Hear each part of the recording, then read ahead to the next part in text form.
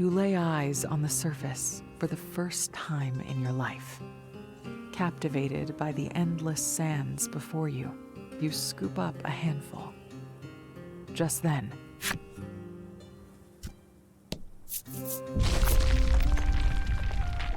the passage leading to your village collapses. Your family, friends, and even Ram are all buried in the sand now. You fall to your knees, overcome with grief.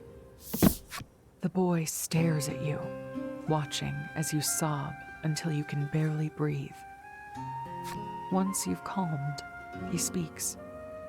"Let's go," he says, then begins walking.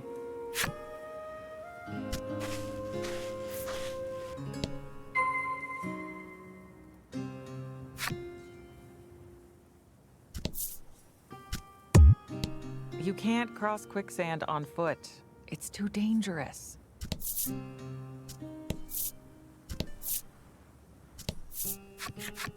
The boy stands before some sort of wreckage. It appears to be the remains of some mode of desert transportation that was destroyed by a sandstorm. Whatever was inside of it seems to be missing, too. "Can you walk?" he asks you. For the first time, you realize just how thirsty you are. You shake your head, and the boy tells you of an oasis to the west. "Try not to faint before then," he says curtly.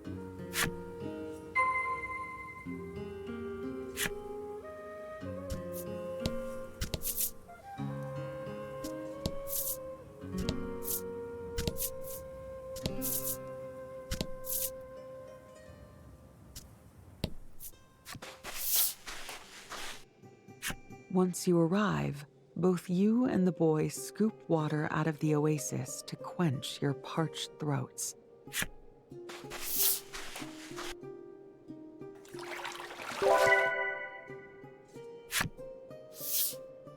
You swallow, hoping to ease the dryness in your throat, and cast your hollow eyes at the sky. "I can't see the stars," you murmur. "Of course you can't," he replies. "The sun never sets here.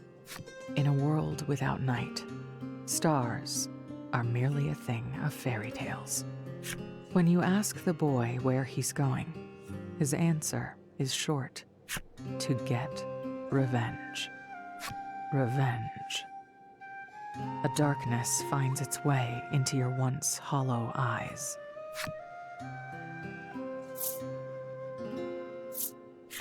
"I want revenge on the monsters," you whisper. "They robbed you of everything you loved. There's no way that can go unpunished." "Follow me," he says, then extends a hand to you. You take it. The boy says he's heading to Steelborough in the north to find a means to exact his revenge. You decide to head that way with him.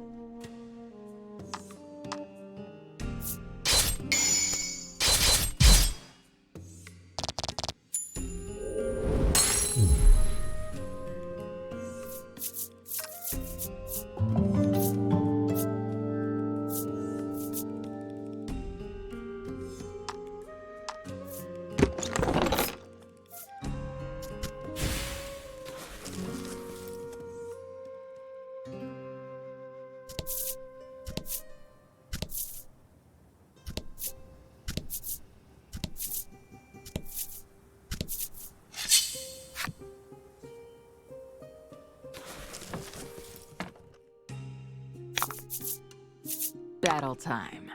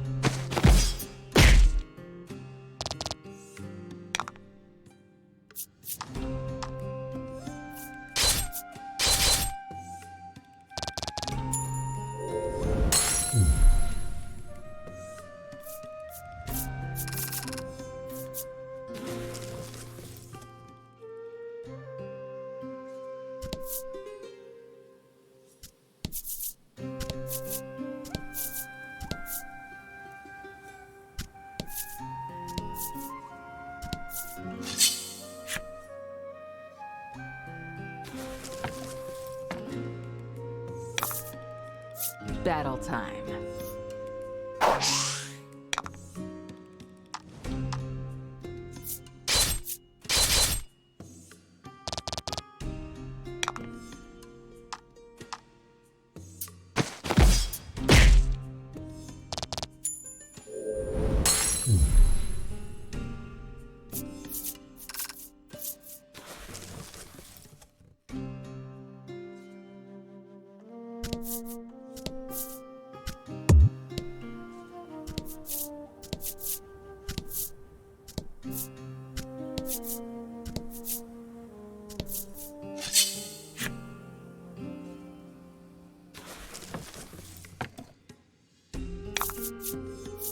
Battle time.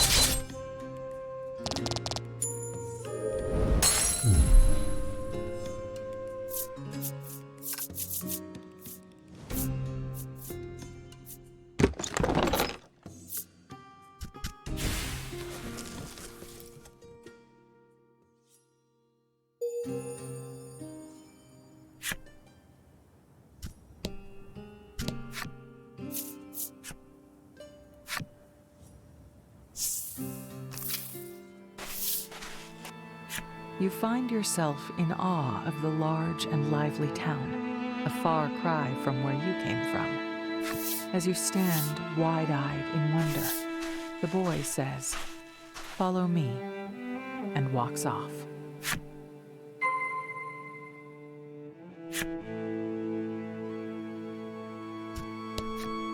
Steel boats are lined up before you. They remind you of the ones in your book, though those vessels floated upon the ocean.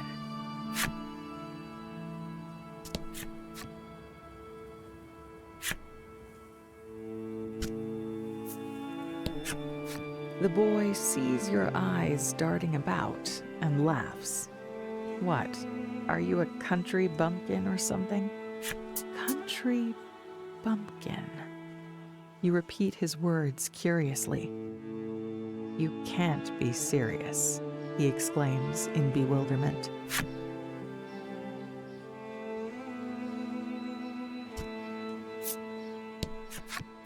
You see a woman stuffing her mouth with something delectable and ask her what she's eating. "This is just normal bread," she answers. "Just normal bread?" you repeat curiously.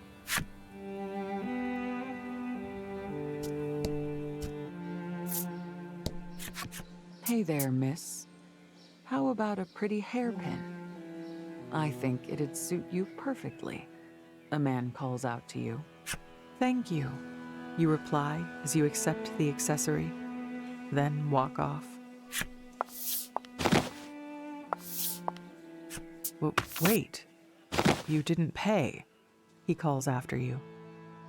Confused, you decide to return the gift instead.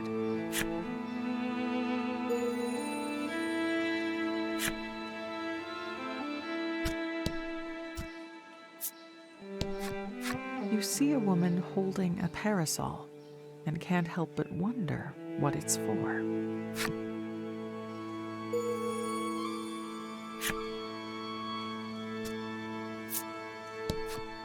The gatekeeper bars your path. Only those with business in the mines are allowed to pass.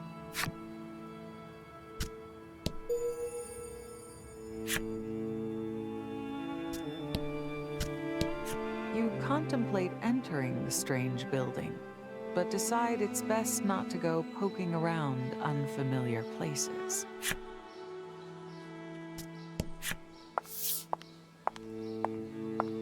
You finally catch up to the boy, apparently tired of waiting for you.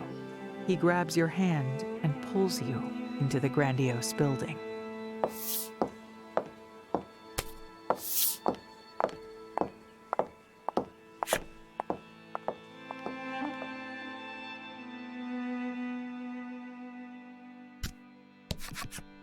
In front of the boy stand several masked elders. "I brought her," he says, briefly introducing you. "Very well, you may go," they tell him curtly. As he passes, he whispers to you that these people are members of the town's governing body, the Senate. "We are the ones who told him to bring you here," one of the senators explains in pompous tones. It appears, for whatever reason, they have need of you.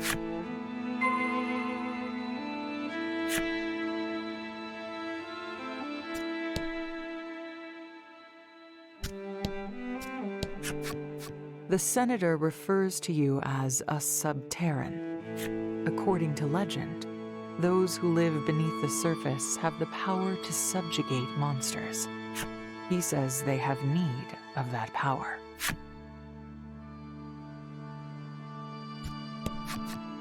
The senator explains the town's situation to you.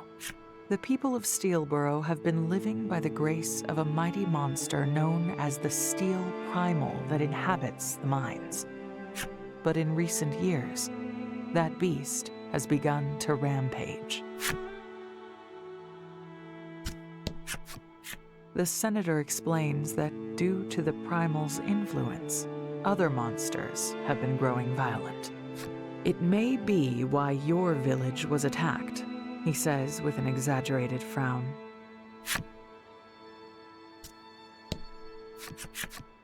The three senators ask you to use your powers to subdue the Steel Primal.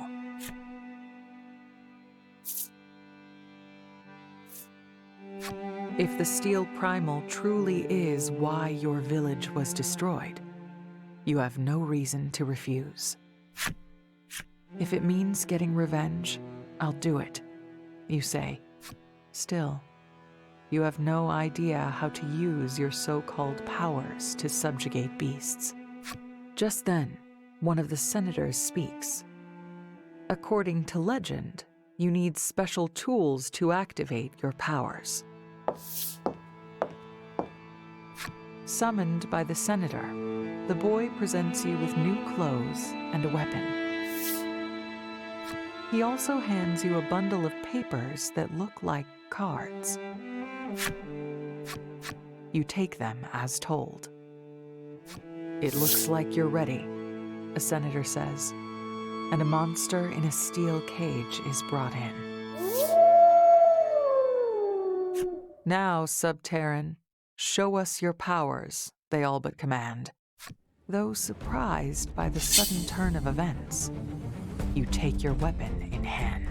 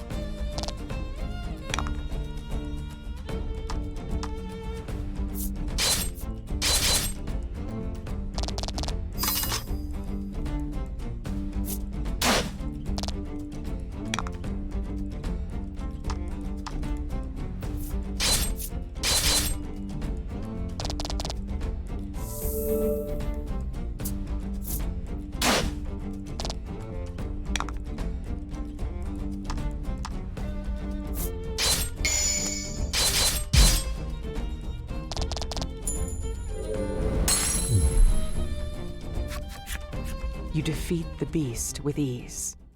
And then...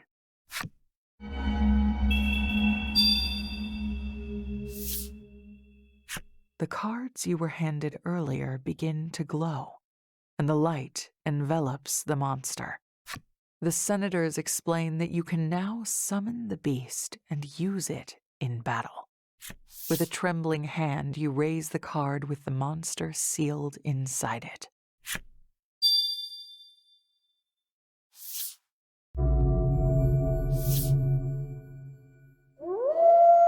Just like the legend, the senators exclaim with joy. A masterful victory!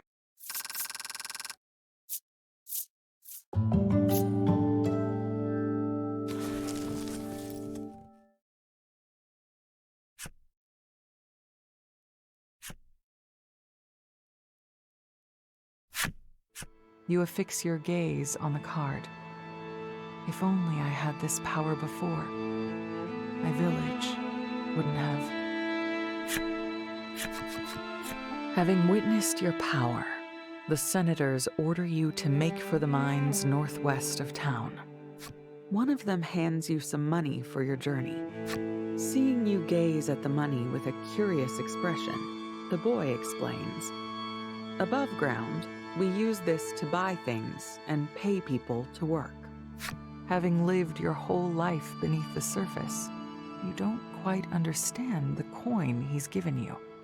But you can tell it's not much." The senators then summon the boy and give you both an edict. Defeat the steel primal in the mines and seize its power. With that, you and the boy make your way toward the monster's den.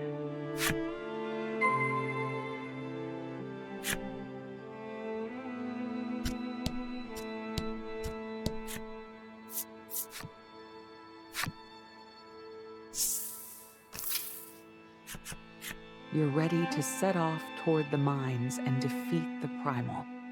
But I have an errand to run, the boy tells you. You can do some shopping while you wait. And without further ado, he walks away. You despair for a moment, having never gone shopping before. But with nothing else to do, you set out in search of shops.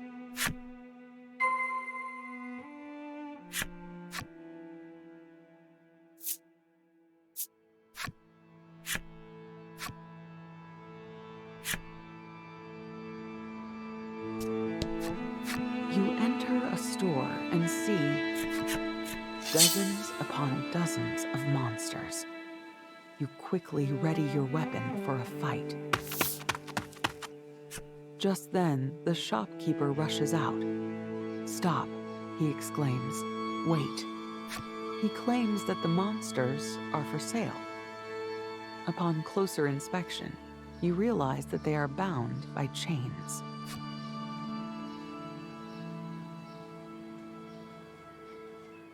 Something about the conversation leaves you feeling icky, so you turn to leave. But you realize that you could harness your subterran power to control the monsters.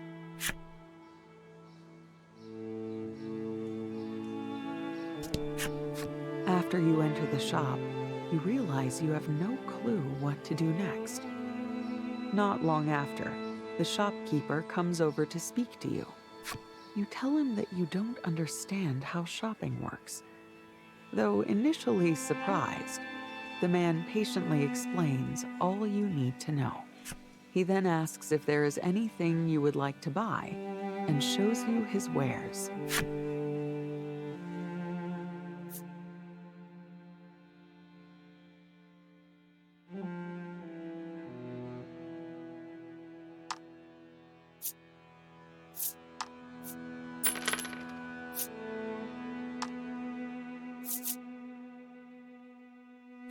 Anything else? The shopkeep inquires.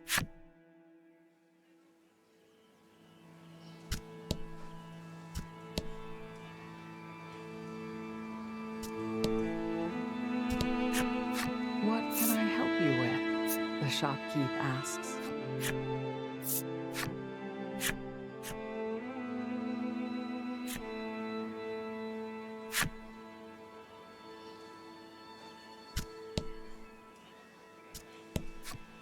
You enter the inn, and the proprietor says, "Guest of the Senate, right?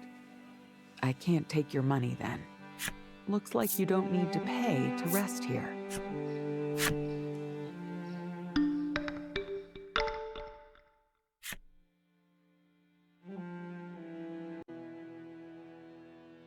You step out of the inn, feeling rested and ready.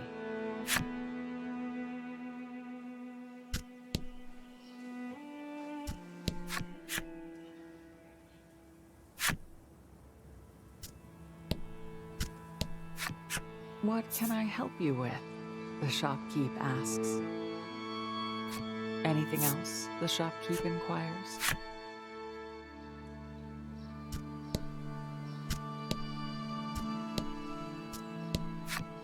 No sooner have you set foot inside the game parlor than you hear the boy at the counter call to you, "Let's play cards."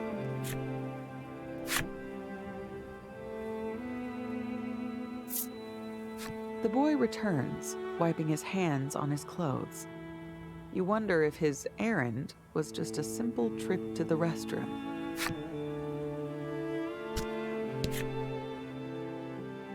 The time has finally come to fight the primal.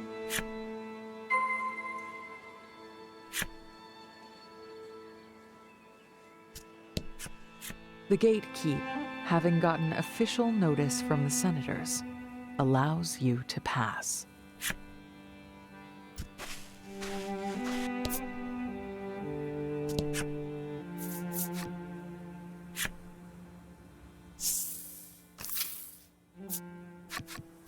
As you walk, the boy asks, "Do you think I can summon the monsters in the cards too?"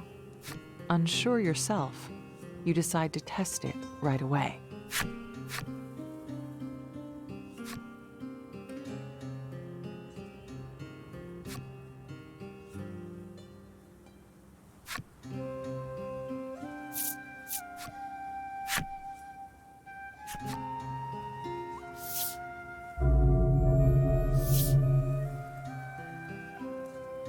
"I guess you could just let the monster go," he remarks. Faced with your hate-filled denial, he murmurs, "Right."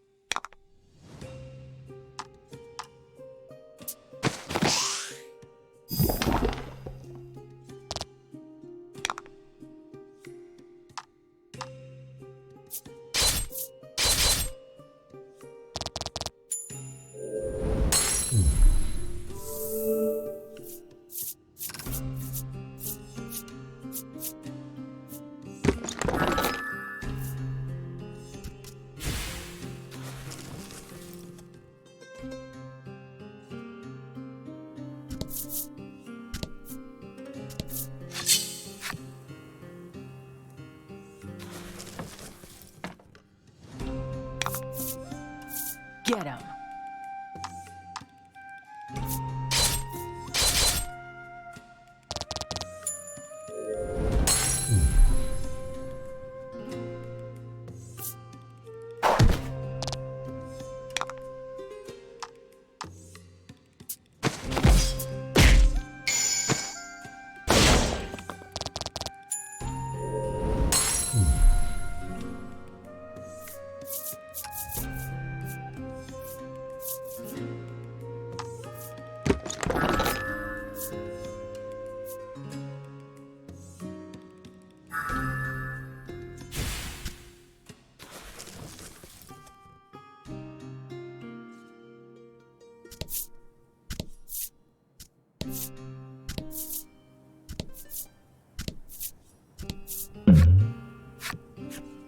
A bizarre rock appeared.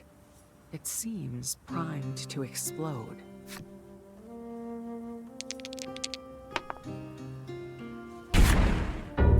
The bizarre rock transformed into a fear rock.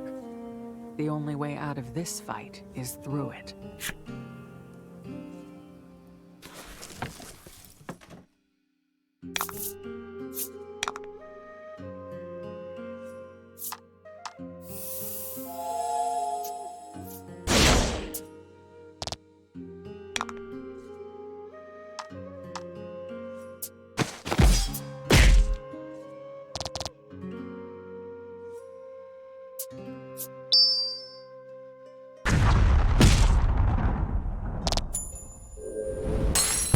Fear not, though their card shows a coffin, they're not actually dead.